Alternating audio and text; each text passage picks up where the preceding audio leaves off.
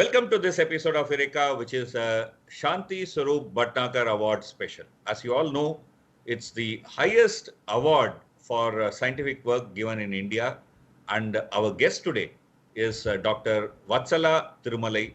She is with the National Center for Biological Sciences, Bangalore, which is an organization under TIFR.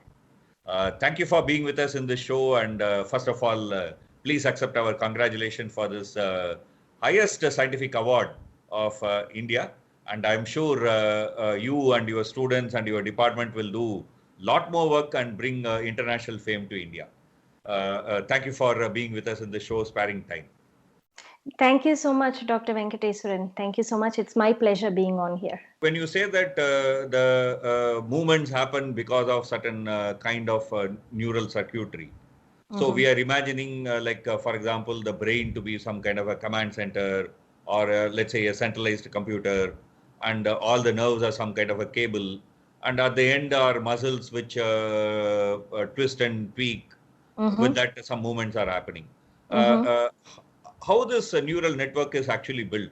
Is it like, for example, from different parts of the brain, like different cables are connected to different parts of the body, or how does that actually happen? Fantastic question. And as yet, we don't have a complete answer for that question. Yeah. The way it happens, though, is that, first, the building blocks are made, which are the cells, which are the neurons and the glial cells, which are made. And the human brain contains approximately 100 billion. And all of these 100 billion neurons have to be connected, not randomly, but like somebody would make a printed circuit board. If you look at electronics, they will have very precise connections between different parts of the printed circuit board. Just like that, the brain has these very specific pathways where, like you say, there are cables that connect them. There are very short cables which are only about 1,000th of a millimeter long, perhaps, or even, very, very short distances.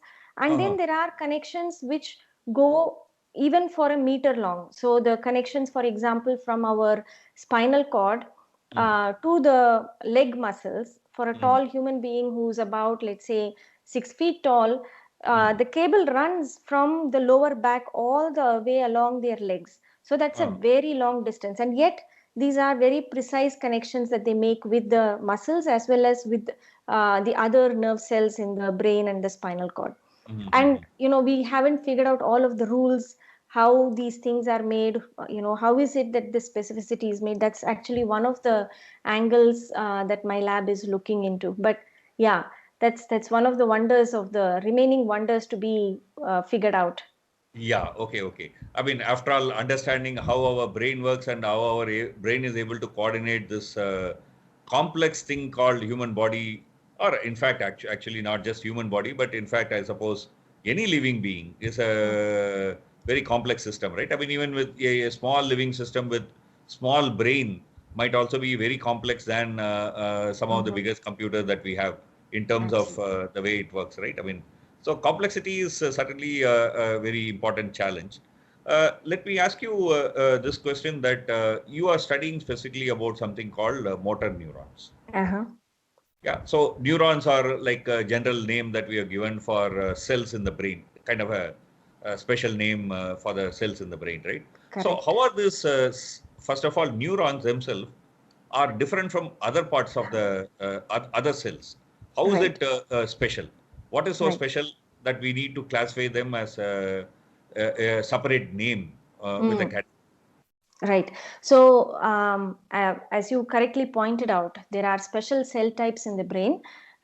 One chief class is the neurons or the nerve cells, and the other chief class are the supporting cells called glia. Now, the neurons are interesting and they are very special compared to, at least for myself, they are special compared to other cells in the body because one is their structure. Different neurons come in different shapes. But they all have, capacity to receive information and capacity to transmit information. And that information is received and transmitted in terms of electricity and chemical signals. Okay. So this is special about the neurons. If I have to say that, they have the capacity to process information and deal with it in terms of electricity, electrical signals, which they can send from over very long distances. As I had told you, there are some cables which run to at least a meter long, and in Yeah. those cases, the electrical signal has to go travel through that 1 meter distance, and it's able to do that. And that's a special property of nerve cells, that they are able to transmit information across very long distances. Okay. So the shape gives them the power to integrate information from various places, and their electrical nature gives them the ability to process that information, do some computation, and then send it along to next stages. Okay, so this is about generally about neurons, but you are also specializing on something called motor neurons. So within neurons, you are classifying one part as a motor neuron. So what is that, and what kind of different kinds of neurons are there? Right. Oh, there are, the more we study about the brain, the more types of neurons we discover. Okay. But chiefly, there are two types, excitatory and inhibitory. Excitatory cells are those that make their downstream partners more active. Okay. So self-explanatory, they make their synaptic partners, that is their downstream connecting partners, more excitable, generally more active.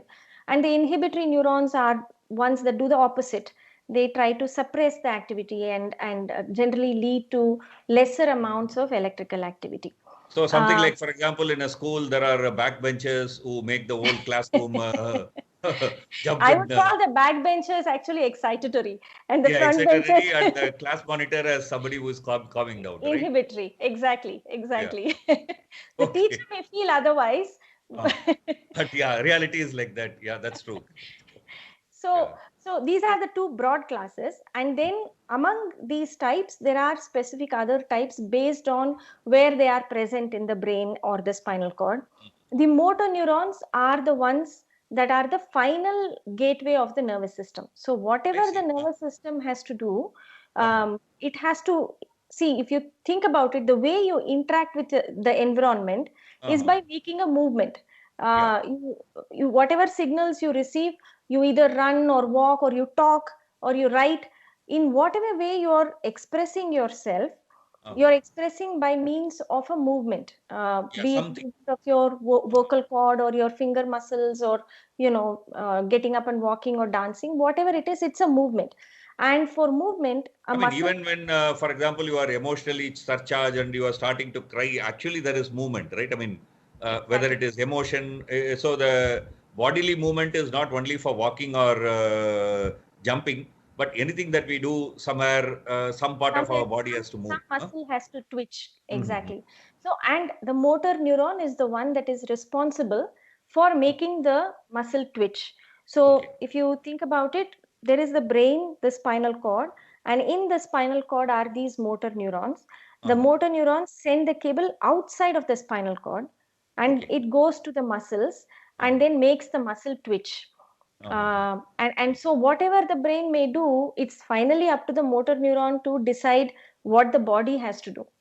Okay. So that is the central place that the motor neuron has Uh-huh. in terms of mediating the brain function. Okay. So you mean to say that these motor neurons are responsible for everything? Like, say, for example, while I'm speaking, I'm opening my mouth, so motor neurons are involved. Involuntarily, even without thinking, actually, I'm blinking. Correct. Yeah. So that is also motor neurons involved. Absolutely. So, Yeah. so almost everything that we do, I mean, as you said, any reaction to the world, motor neurons are involved, right? Correct. Okay. Correct. So this is a when that you want to study and see how the motor neurons interact with the muscles to create Mhm. various movements. Broadly, what you are studying, right? That is one part of what we are studying. So if you for the movement to be happening, it's Mhm. not just the motor neurons. So the motor system is organized in a hierarchy. So there are Okay. multiple masters that are telling the motor neuron what to do.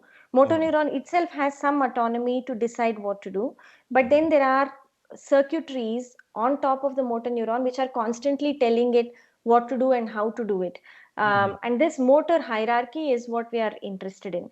So I for see. example, in humans, it goes all the way from the motor cortex somewhere in the brain.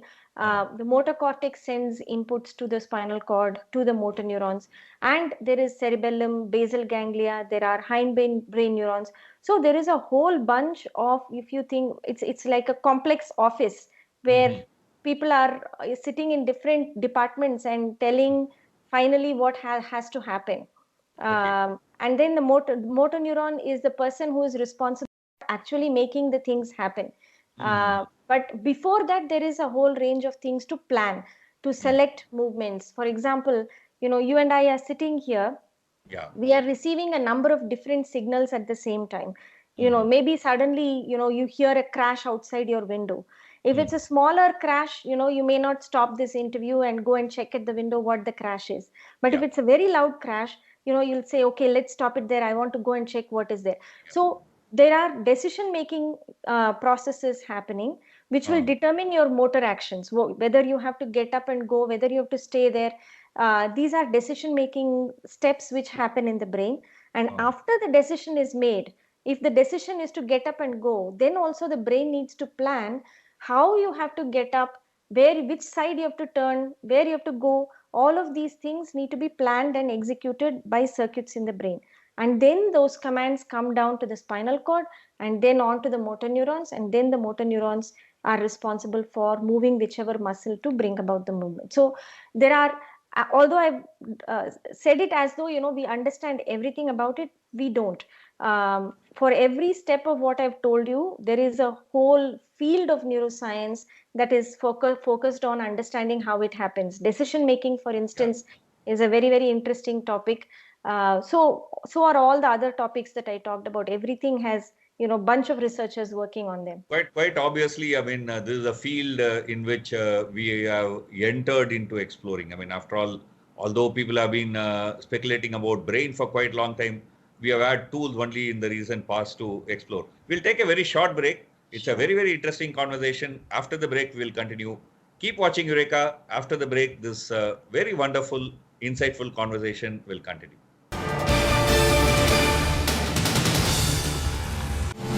Defeat coronavirus.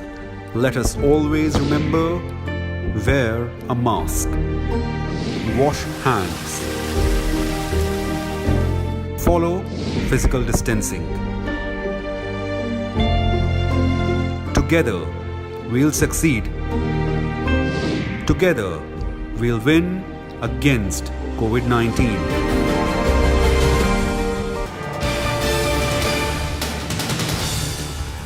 Welcome back to Eureka. We are having a very wonderful, very insightful conversation with Dr. Vatsala Thirumalai. She is a professor at National Center for Biological Sciences. She is a recipient of Shanti Swarup Bhatnagar Award. And we are having a very wonderful conversation about how her work is unveiling some part of how brain works, and brain makes our body move the way it has to move. So we had a very wonderful introduction, let's say, about some bits of how brain works.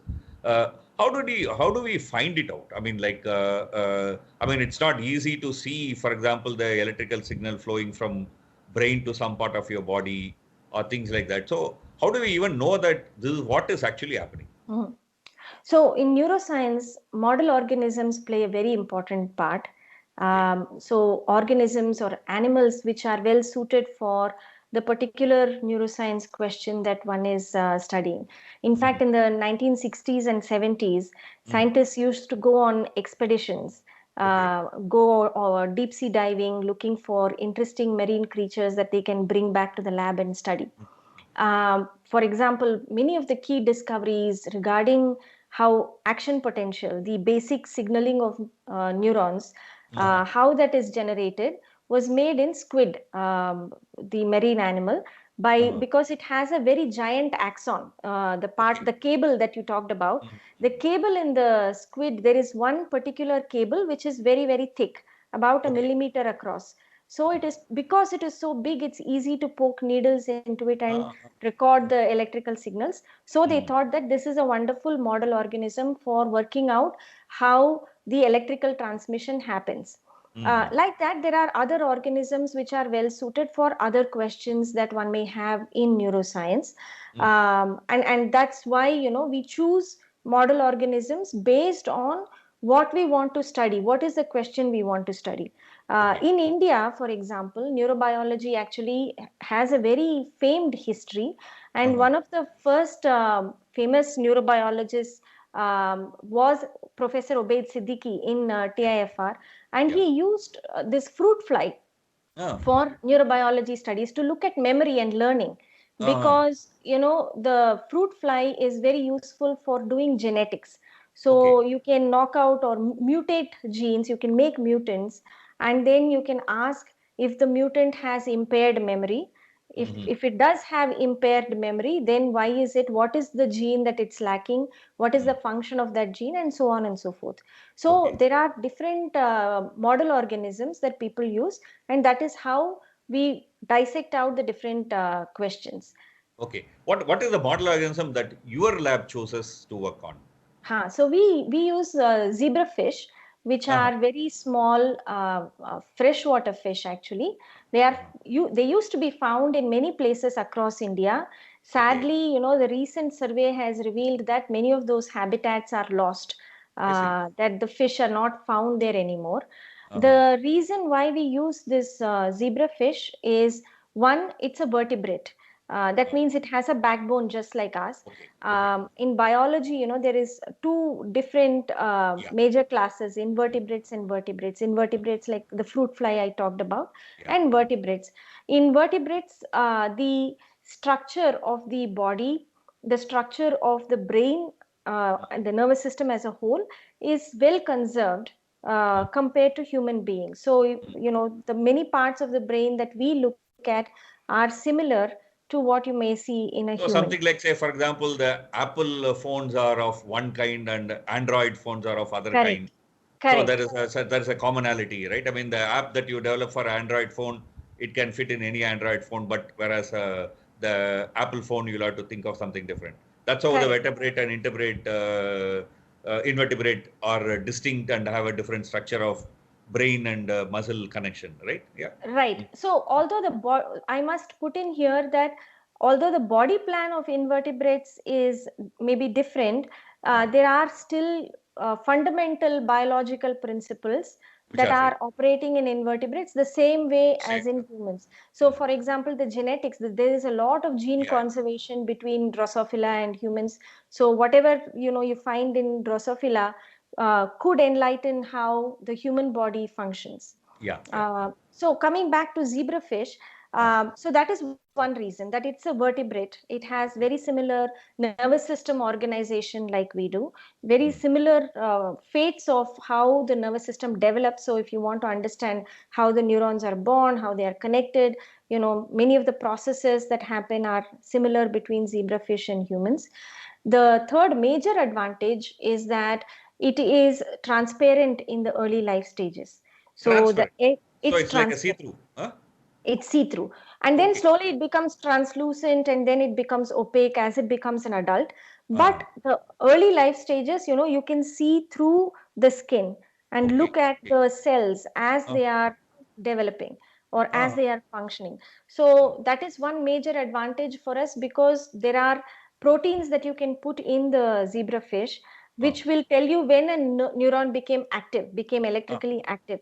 So you can translate electrical activity into light flashes, and okay. then you can put it under a microscope and record these light flashes and say, oh, there, that neuron became active when the fish twitched its tail like Uh, this, or twitched its tail in a different manner. So what are okay. these Okay. neurons and how are they working? So Mm, that's the third major advantage.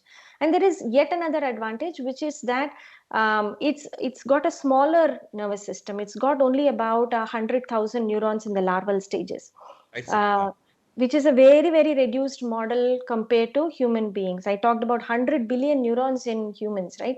Uh, So if there are fewer neurons to deal with, then that means that you also have a simpler task to do to try and understand what these different parts are and how they are working together. So these are the major reasons why we thought, zebrafish makes a wonderful model organism for understanding how movement is generated. Yeah, interesting. See, one of the study that, for example, your lab in its website talks about is that one of the study that you have conducted is trying to understand in how animals control themselves when they run. Mhm. Right? Like when we run, I mean, we are in a particular pace, but suddenly we see a stone, our pace changes. Maybe we see a ditch, we try to jump. So it's not the same movement that we are continuing. So Mhm. instantaneously, our decision making changes, things changes.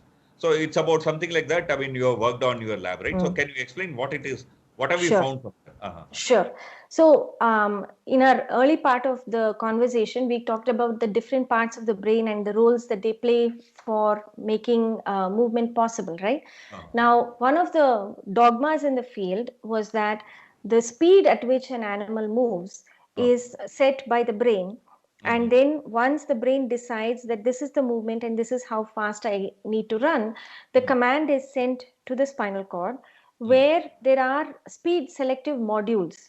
So there is one module for very fast speeds, there's one module for slow speeds, and so on, just like you would engage gears in an automobile. Yeah. Right?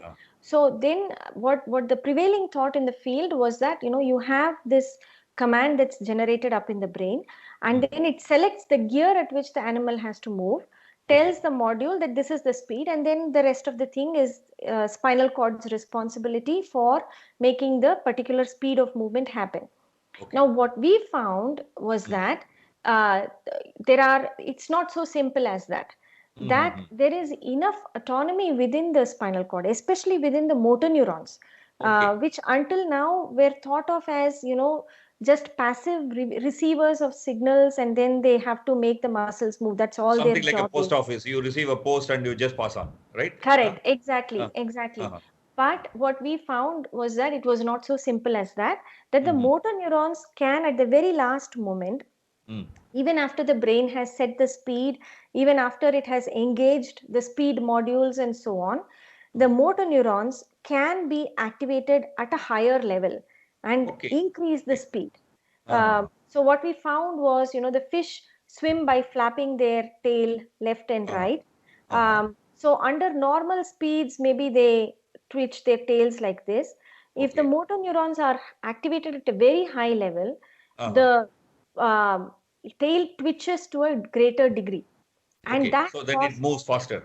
that moves faster. Okay. So Okay. so this is interesting and important because it tells you that there are rules that the brain makes in terms of controlling speed, but then there are also bypass mechanisms or overruling mechanisms by which you can break those rules and Okay. say that, yeah, you said initially that you want to move at this speed, but now I am changing those rules and I'm going to move at a higher speed. Okay. So on an application side also, this is very interesting, because then that means that for example, people who have suffered a spinal cord injury, Okay. uh, their cables are cut, let's say at the cervical level or at the thoracic or lumbar levels, then their motor neurons are not getting the commands that they usually get from the brain, and Yeah. that is why they are paralyzed, they can't move. Now, if there are enough autonomy mechanisms within the spinal cord, we can exploit those autonomy mechanisms and perhaps design ways to artificially elevate the activity of motor neurons and Okay. make the muscles move. Uh-huh. So this is anyway like kind of a long shot. I mean, we are trying to understand, and from there, perhaps Correct. this will lead to some Exactly. kind of a treatment or a way of managing people with this kind of a disability, right? Absolutely. That's a very, very interesting uh, part of it. I mean, how one of your research has completely upturned what was thought earlier. Mhm. I mean, of course, what was thought earlier was more a conjecture.